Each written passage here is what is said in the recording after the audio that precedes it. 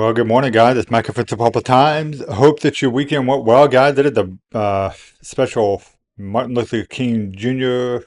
holiday episode that's going on today. Uh, Sapulpa is seeing kind of a rejuvenation right now as we cut the ribbon on Dewey Street Avenue on Friday afternoon and started allowing all those folks to come down the street. Yeah, we're excited. I mean, I don't know if you guys, if you were there, you could feel it. There's a lot of excitement surrounding that, and Sapulpa is already off to a better start. I've been talking to a couple of the business owners down here, and they said that immediately they started to see an uptick in traffic. And so it being Monday, a lot of the retailers are going to be closed today, both because it's Monday and because it's a holiday. But don't let that stop you from getting out and checking out what's going on down here. So really excited about this. If you've been watching the show for the last couple of weeks anyway, we've got a city council election coming up, and there are two primary dates that are coming up. There's February the 10th, and then there's going to be another one on April the 7th, and both of these are dependent on how many candidates are running for the seat in the city council. And so as it is, if you have a seat that has more than two candidates, then they will have an election on February the 10th.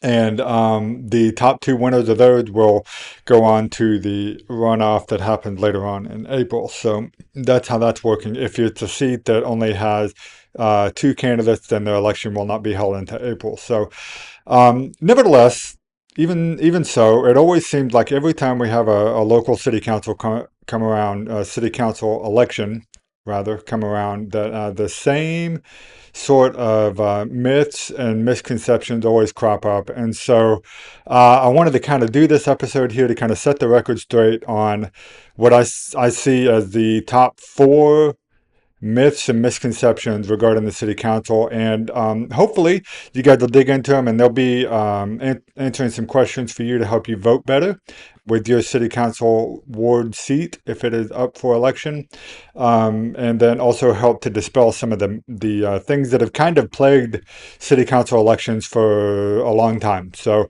if you're not familiar with Sapulpa Times, we've been around since 2015, so we've been covering city council elections for just over under a decade now, and actually just over a decade now. And it's funny how much, and I will admit that some of these myths and misconceptions are the same ideas that I had, and so that's part of why we're doing this, is to kind of put the information out there to kind of help dispel some of these myths. So I'm just going to get right into it, guys. We'll start with these are in no real particular order, but we'll get right into it. So the first misconception is, how much does city council get paid?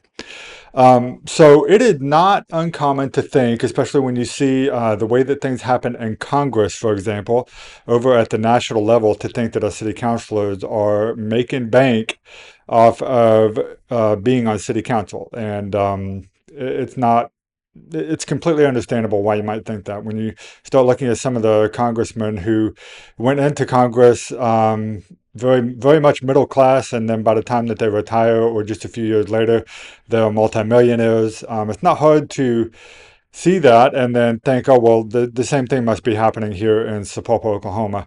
And the truth is actually the exact opposite. So city councilor is a very much a volunteer position. And in fact, it's actually more than that. It is not only an unpaid position, but if you are a business owner in the city, then your eligibility for a city councilship, I suppose is the way to say that, it comes under a lot of scrutiny. So, for example, we have a city councilor, David Mortazavi. He is Ward 5, I believe, and he is a landlord here in town. He owns a couple of the buildings downtown. And so when it came time for him to run for city council, then, that came under scrutiny. We wanted to make sure that the decisions that he was making as a city councilor were not going to give him an unfair advantage to the businesses that he owns here in downtown. And so, that went through a very rigorous process, and he met all the criteria there, and so he's been serving as a city councilor for that time, and he is up for re-election this April, and so you guys be ready for that. But anyway, so that being the case, is that people think that city councilors are making a lot of money, and they're not. To get on city council, it costs money to even file. But once you get on, you don't gain any kind of monetary benefit outside of the idea that in the sense that a rising tide lifts all ships. So, in the same way that Sapulpa Times is becoming more successful by what's happening here in the city of Sapulpa, so too might these other business owners, but not in an unfair way, in a way that rising tide lifts all ships. So, yeah, they are business owners and residents, and they live here and pay the taxes just like you guys do, and so they deserve to reap the benefits that you and I reap by living in the city of Sapulpa. But that being said, it's a completely unpaid position, volunteer. That they're doing this out of the kindness of their hearts. In fact, the best perk that you get for being a city council is that you get to have dinner every city council meeting. When they do the study session and stuff, the city will pay for dinner to be catered in, and so you get to have dinner. It's a working dinner, and they're here from roughly about 5 or 5:30 on those Mondays, all the way up until 9 o'clock or later sometimes. And so they're spending several hours a week.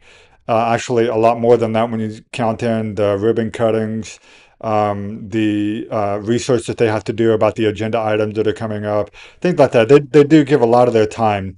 And so being a city councilor is maybe not all it's cracked up to be in the mind of the public. I'll just put it that way. So, yeah, do not get paid to be a city councilor. That is misconception number one. So misconception number two, or the question number two, is how does city council decide what businesses should go into Sapulpa? So this is something that we see happen a lot. Primarily it happens usually in one of two cases. It is when we see a business that is getting a lot of attention, and especially if they get economic development incentives, then the city council will be accused of showing favoritism to a particular business, or a category of businesses.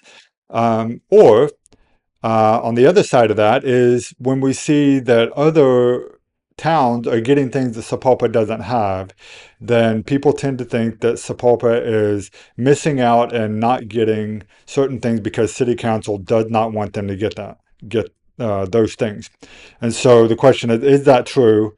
That is absolutely not true. And so, well, I will say it's almost never true. There are a couple of very special exceptions where the city council does directly dictate what kind of a business comes into the town, and I'm going to talk about those right now. So, by and large, a business owner that comes into town and wants to come and open a business in town, they've done their own research. They've looked at our rooftops. They've looked at our traffic.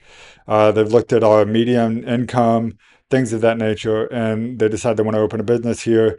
They go and apply for a business permit, and they get a certificate of occupancy. They get a building down here, and that is the extent of the city's involvement. I mean, if they're a legitimate business and they follow all the criteria to get the proper permits and everything, the city has virtually no say in it. And we've seen this play out in a couple different ways. So, for example, this is kind of the same thing, but not really. So, um, okay, yeah, this is a really good example. So, a few years ago, when medical marijuana became a booming business, it became legal in the state to have medical marijuana facilities. And, there was kind of a land run for that in Sapulpa and all across the state. We had multiple dispensaries and processing facilities and grows that all came to the city of Sapulpa to get a license. And uh, the thing is that each of them, because they were still federally illegal, they had to get a specific use permit in order to operate. And so all of those had to go through the city council. However, and there was a time when it seemed like we were getting a lot of them. I mean, that happened. We had like 13 or something in the city of Sapulpa at one time. And so it felt like every city council meeting, all we would hear about was more dispensaries. And, if you weren't on board with that, you felt like, well, the city is just opening the door wide open for all of these dispensaries to come into Sapulpa and push out all of our other businesses and stuff. And that's not really true, because while the city council did have to they did have to approve these dispensaries and processing facilities. They were bound by the state regulations, and so if the city council did not approve one, but that business or that dispensary met all the criteria according to the state regulations, then they could appeal, and many times, win the appeal, just because we would be overruled by the state. So that's why we saw such an influx of dispensaries and processing facilities come into town in the first place. That's how that happened. So, but the city was not directly saying, "Hey, let's get all the dispensaries in here that we can." It was more like the dispensaries saw an opportunity because this thing was brand new, and it was very much open. There was a lot of interest in it, and so they came into Sapulpa, and we had, vacant buildings and stuff that were not being utilized. And so they came in and took advantage of those. And now, as we knew would happen, the free market has kind of stabilized that quite a bit. And uh, certain things like dispensaries and processing facilities, there's been changes in regulations at the state level now. So we don't have as many of those anymore. And so anyway, that's how much the city has involvement in that. Now, there's a couple other times where the city will get directly involved. So one of those we're actually having happen right now. There's a block of property over the 500 block of South Main Street, and there's a section of property there where there's some houses that have been demolished, and the city purchased that property specifically for holding on to it in order to sell it to a particular type of business. Now, I've had conversations with the city council about what the intentions are with this, and they are wanting to sell it to someone that is going to bring in sales tax revenue. That is completely understandable, and that would be a good thing for the city. The sales tax revenue is how we pay for our firefighters, it's how we pay for our police, it's how we fix our roads, things like that. So the idea that City Hall is buying this property and then they're holding on to it and they're not going to sell it except to a certain type of business or a certain category of business in order to increase the sales tax revenue is something that we want them to do. That's not to say that we want City Hall buying up all the property, and they've not shown any intention of doing that. This was simply property that became available, and it was a large enough swath of property that they said, if we buy this property and then we have it cleared and we get it prepared, we could in turn hand that over to maybe a Chili's, maybe a Chick-fil-A, maybe something like that would bring in additional sales tax revenue. So that is about the only time that the city gets to directly dictate when a business comes into Sapulpa. The only other time that really kind of comes up is anytime that there's a need of a specific use permit. So we saw that with the food truck park that's over on South Main Street. So uh, the Deluxe Properties Incorporated, or LLC, I think is the name of it. Deluxe Properties said, "Hey, we're going to buy this property, going to install a food truck park, and then we're going to put what eventually became a dispensary down there." And because of where it was, what they were wanting to do, they had to get a specific use permit. So that did have to go between the Sapulpa City Council and the Sapulpa City Planning Commission in order to get approved there. So the city did have the ability to say, yay or nay on that, but they had met all the criteria to get that SUP. So the city's hands were tied in that. And then ultimately what ended up happening with that is what you've seen happen with that. And so anyway, that being said, that's kind of a big one, is people tend to think that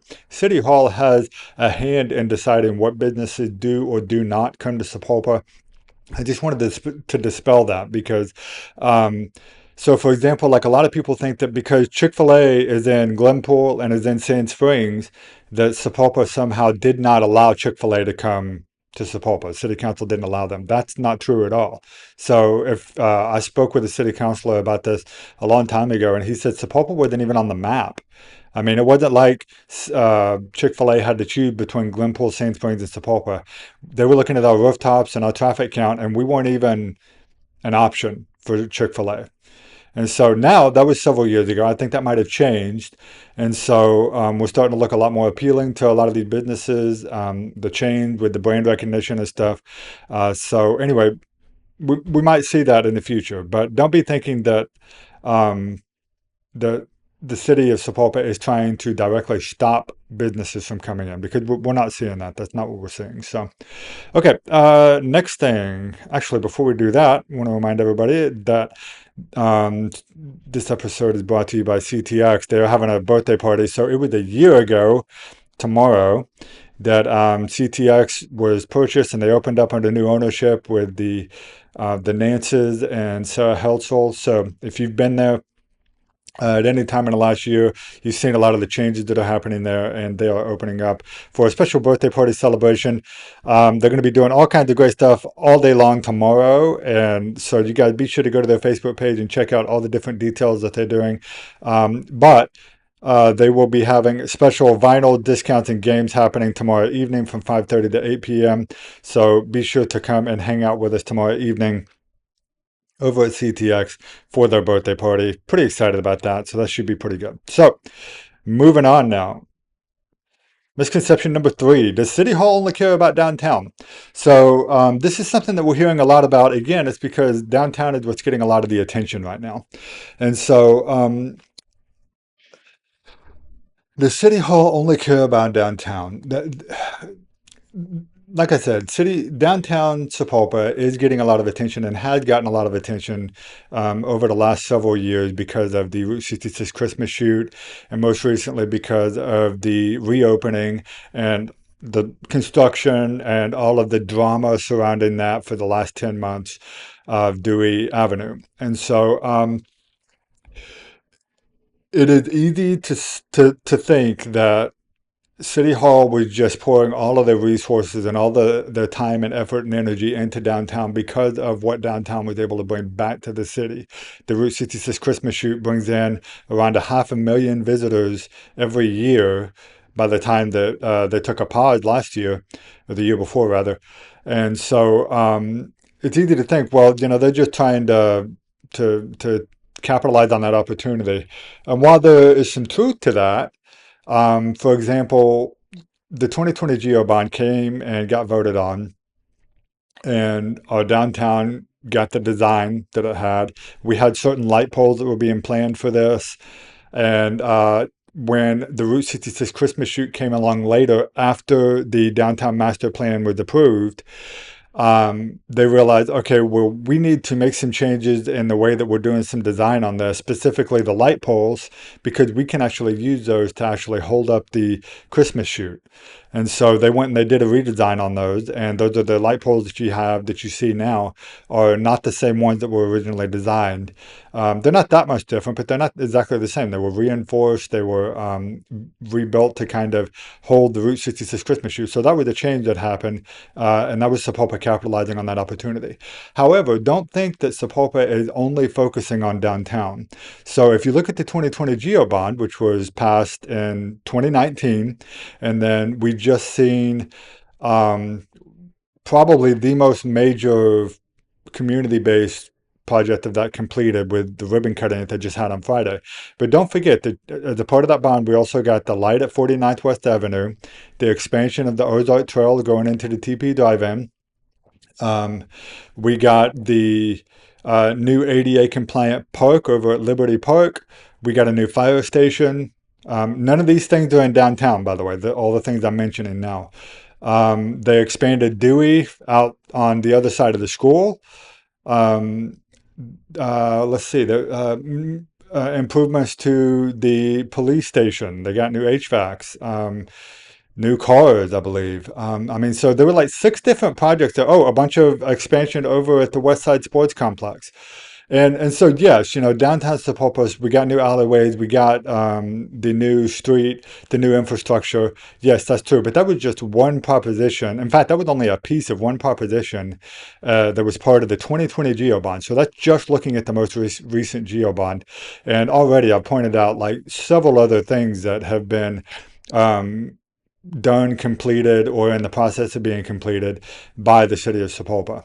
The BTW is another one. They did the groundbreaking ceremony on that in December, and I think construction fencing is up, and they're working on that now. So uh, the Route 66 Park down by the Rock Creek Bridge, that's another one. That's not really in downtown. That's on the way out of town.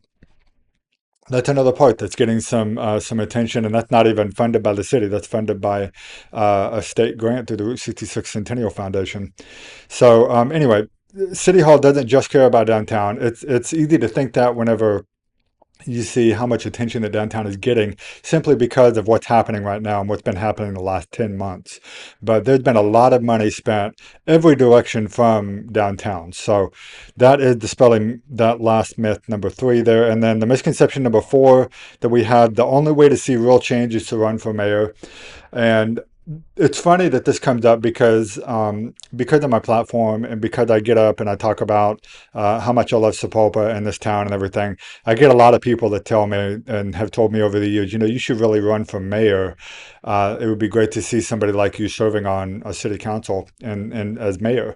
And I always kind of laugh at that because uh, I mean, I've seen city council and I've seen what the job is. It's not easy. They are one and a council of 10 people. And so being able to affect real change it's a difficult thing. If you're going in there with a certain agenda, you have to get 10 other city councilors or the majority of them on your side of an issue. And so it really makes you kind of reframe the way that you think about things. You really have to think about things from the city as a whole, and not just your own complaints or your own roads and things like that. Um, but so running for mayor, is that even a thing? That's not even a thing. You can't run for city council for the mayor of Sapulpa. That's not a position you can run for. The mayor is a position that is appointed by the city council. And so, if I can say so, the mayor is something that doesn't come up very often either. The last mayor that we had, which was Mayor Reg Green, he served on city council for 22 years, I believe, and then was the mayor, I think, for 11 of those years. And so, not a lot of opportunity to become mayor unless your city council believes that you ought to be. So, the mayor that we have now, Craig Henderson, he's been on city council a long time as well, and he's been serving as mayor since the passing of Reg Green. About then, Vice Mayor Lou Martin stepped in for a little while, and then the city council appointed Craig Henderson to be the mayor. He's been serving as mayor ever since, and been doing a good job of it too. So mayor is it's not an elected position. A lot of other towns, I think Tulsa, you can actually run for mayor and they will elect you mayor, and that's not how it works in city of Sapulpa. So we're a city councilor type position. The mayor is really a figurehead that's made for the leadership side of things and made for breaking a tie vote, for example. But the mayor doesn't get to like override all of city council all the time or anything. So anyway, guys, I hope that helped. Those are like the top four things that I always hear about when we're talking about city hall, city council.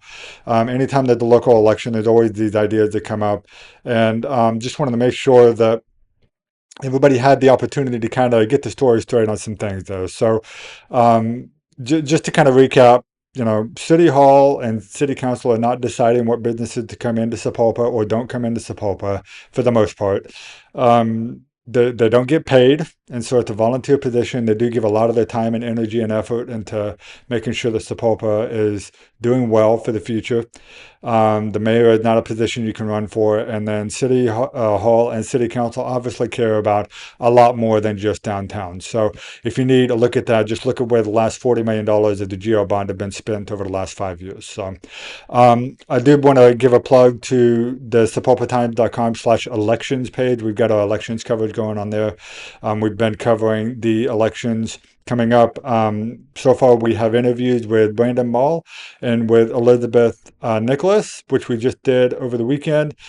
Just released over the weekend. You can find all of that over at sapulpatimes.com on the elections page. You can find those videos, and then we've got more coming as we get closer to these elections. So, guys, thanks for tuning into the Time Loop Live. I will see you again on Wednesday, where we talk about all things happening in the town that we love. Have a great Monday, everybody. Bye bye.